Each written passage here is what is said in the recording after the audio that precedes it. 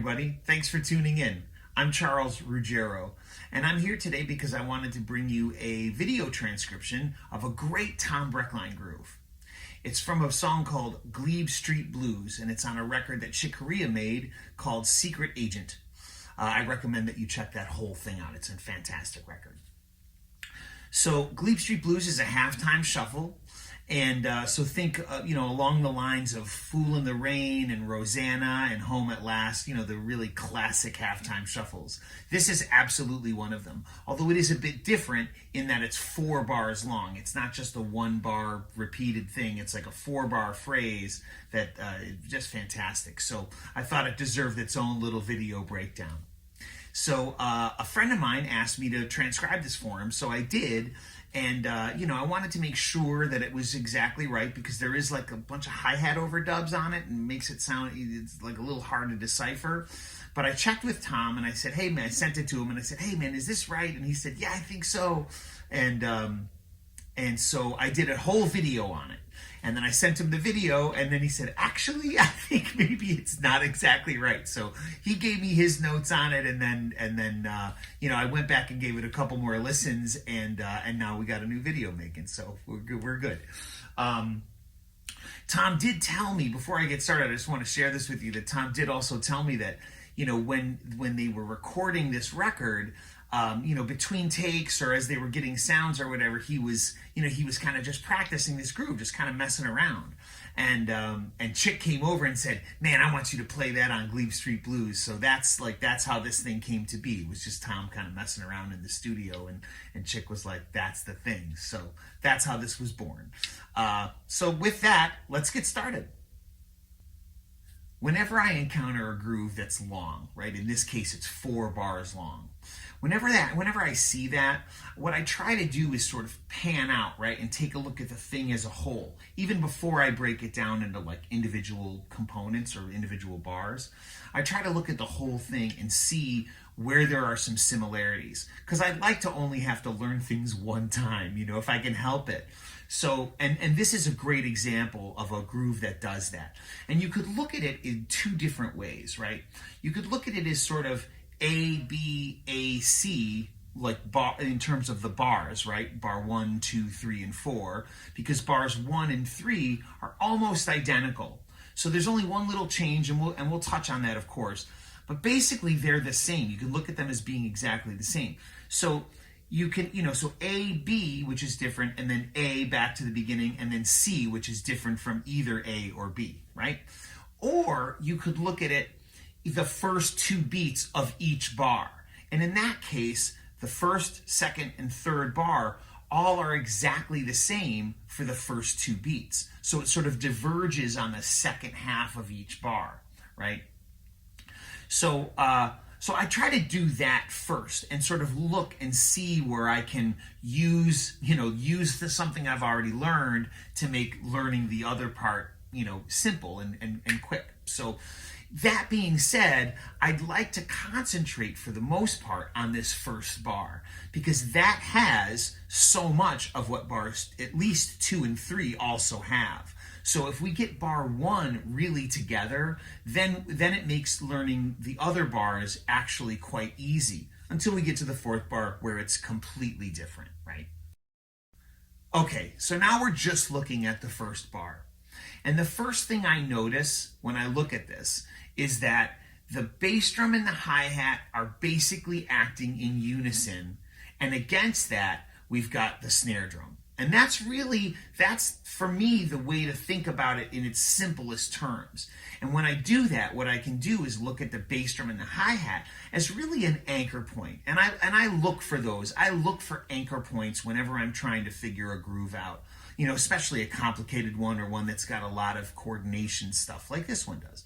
So what I try to do is settle on the anchor first and really get that solid.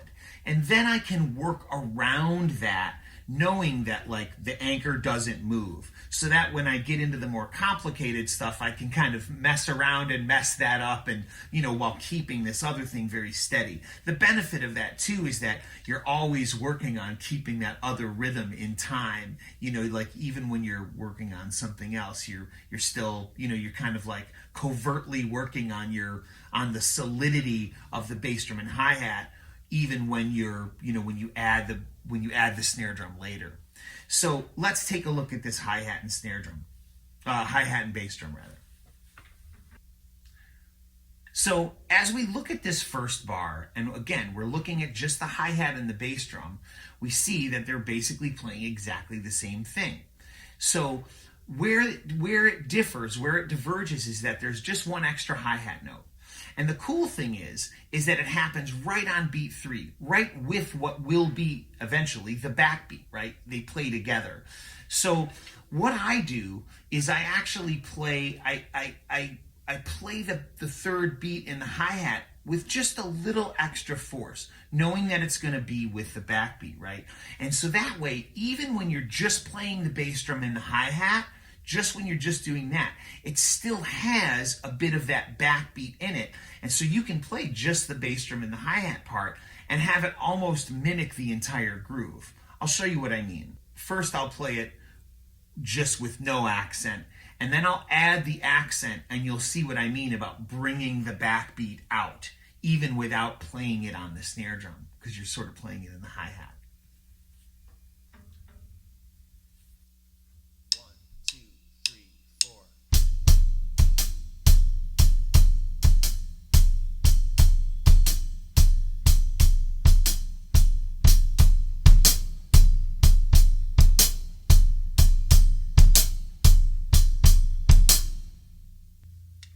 So you can see that it even without playing the backbeat, if you accent that part in the hi-hat, it does kind of gives it some life, right?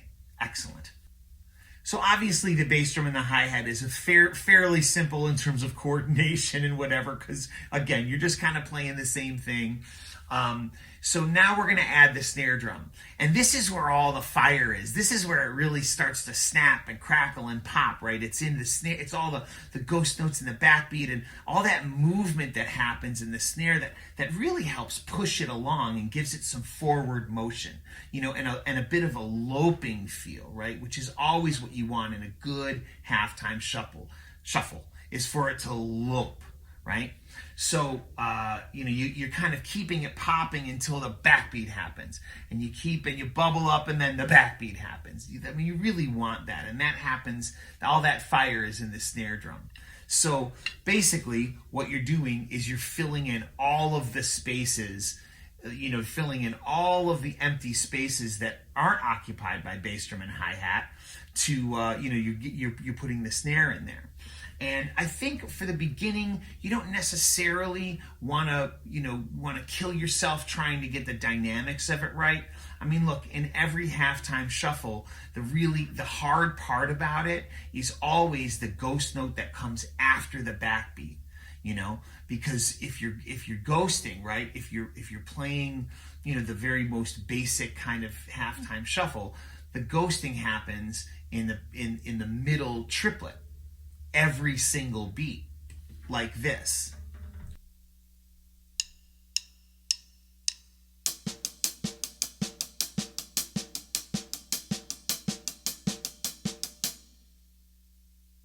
So when you play a backbeat, the backbeat happens on the beat, so you still got to make that middle triplet ghost note. You've got to get that in there. And this one is tough because he actually in this groove, he plays 2 extra ghost notes. So you're getting the entire third beat of triplets, triplet, right? 1 triplet, 2 triplet, 3 triplet. The third triplet is all in the snare drum, all 3 of them. And the first one's got to be strong backbeat, and then the last 2 have to be quiet. And again, the dynamic aspect of that is something you might want to, this is certainly a vehicle to help you learn that, but at the same time, you might want to just do some work on the side, getting that part of it together, being able to play a strong backbeat and then follow it with either a ghost note or in this case 2. like this.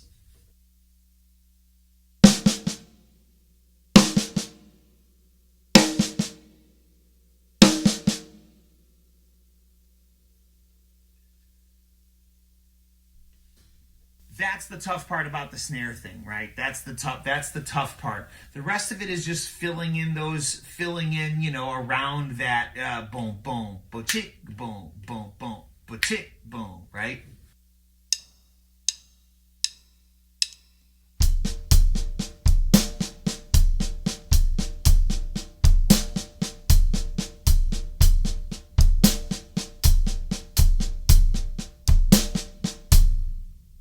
This is just something I notice about my own playing is going into that backbeat, right? The hi-hat, I'm basically playing it with the stick, right? Shoulder, shoulder, tip, shoulder, shoulder.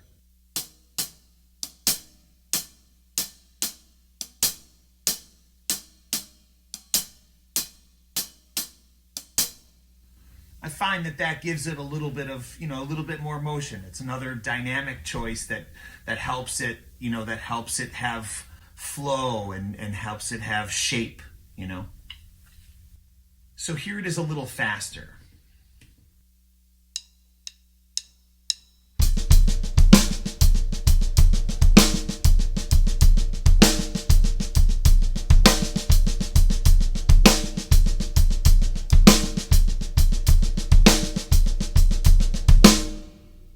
So if you just work on just that first bar, the rest of it actually becomes quite a lot easier.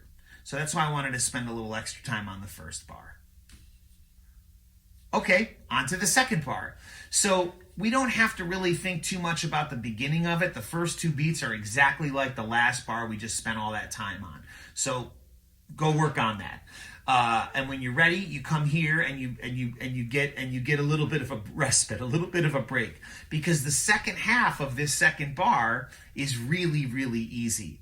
All you're doing is opening the hi-hat and playing snare drum on 3, bass drum on 4, of course, with both of those quarter notes in the hi-hat. And so all that is 1, 2. So now we can put the first half and the second half together, it sounds like this.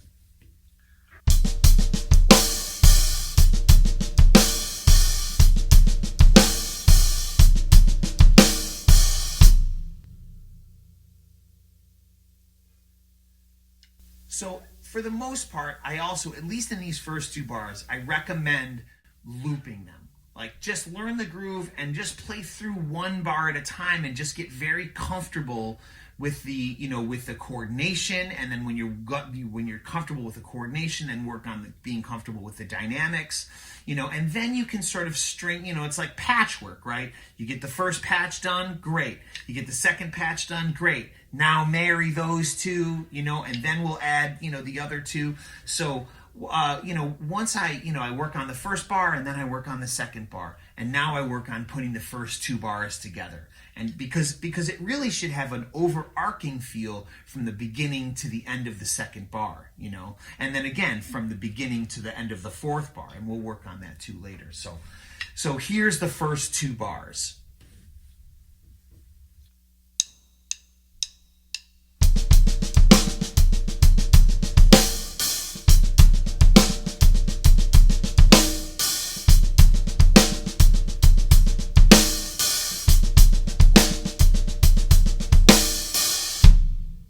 So on to bar 3. So basically it's exactly the same as bar 1, so you basically know this already. All you have to do is take that very last eighth note, the third partial of the triplet in the fourth beat, and just move that down to the bass drum. And that's it. Now, for me, in terms of creating the correct feeling, driving into the fourth beat, that's what makes it a little different, right? You're not setting yourself back to go to the, to that first half that, what we've been playing in the first three bars. You're getting into a new feeling, right? Which is almost kind of the entire bar takes on an even deeper halftime feeling, because you're letting go of all that fire in the snare drum. You're letting go of that, and you're making it even more of a halftime, 1, 2, 3, 4, that kind of, you're about to add that into the mix. So when I practice this bar on its own, what I do is I practice this bar and then a bar of silence, so that I can land on one definitively, and set up the feeling for the next bar. And that way, you're what you're doing is you're practicing presenting a feeling, if that makes sense. So what you want to do is practice your loop. Have your loop be a bar of the groove and then a bar of silence, because you always want to practice in time, of course. So and I feel like when I practice this single bar as a loop, it doesn't present the feeling for you're not anticipating and setting up what comes next. You know what I mean? You're not sort of flowing into the next feeling. So let's try this.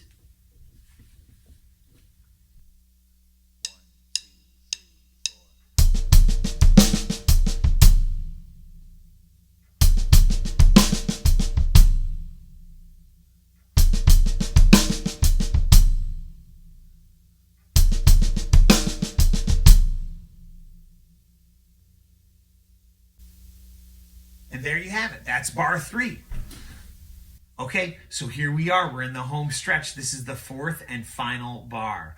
So what's cool about this is that it's nothing like anything that we've done prior. We haven't played anything in the fourth bar that we've played before. So except that the backbeat is still on the third beat. But now it's over here in the floor tom, right? And what we're going to do is we're really going to sit on it. We're really going to stick it and sit on that fourth beat. We really have this feeling of finishing the phrase, like there's a finality to it. So we want to add that into that backbeat, right? And then the hi-hat that comes after the backbeat is almost a rebirth into the beginning, right? The end of this, for me, really falls on the backbeat of the final bar. That's where it ends. And then there's there's an open hi-hat and then a little bit of a ghost note, and that really brings you back to one of the entire groove, right? So coordination-wise, there's not a whole ton of very difficult stuff going on. It's fairly basic stuff. It's not too difficult to handle. You just want to be careful that, again, the dynamics of when the notes are ghosted and when they're not, and when they're accented, that's really what's sort of essential in this final bar. And also, the fact that you're not playing a lot of subdivisions. People have a tendency to rush if they've been playing a lot of subdivisions and then don't. All of a sudden, there's more room for you to squeeze that and make it shorter and end up rushing. So make sure you give everything its full value. Make sure you really sit on that last and final backbeat, and then bring it up, think about that being the end, and then the fourth beat really opening and turning it back around so it can play into itself again. So here's the fourth bar. And now we're going to loop this, right? We're getting back to me looping this now.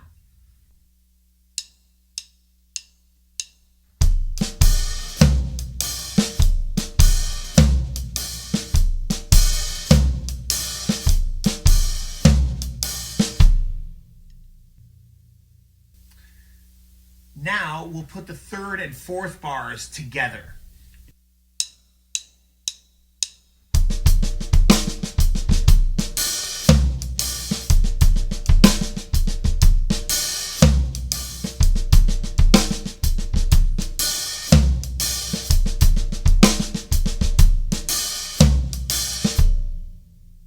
Okay, so that's the whole thing. So one thing I wanted to mention is that the cool thing about this recording is that on the intro, Chick just plays Rhodes by himself to set this whole thing up. So what I did was I looped that, And that's how I practiced along. I practiced along with just him. I actually practiced along. I looped the part where Tom comes in and it's just the band before we get into the actual meat of the song. Is I just put, I looped that 2 bars and kind of played along. Once I figured it out, I played along with that and really helped me solidify it. And that's when the dynamics come, and that's when you really get a flavor for how to have it, to really have the groove take shape over the course of 4 bars, right? So I'm gonna do that now. I'm gonna loop it and I'm gonna play along a little bit just as an example. And with that, I'll say if you enjoyed this video, please hit like and subscribe. Hit me with any comments you have or any suggestions for another breakdown. And and thanks for tuning in again. And we'll see you next time. Thanks a lot.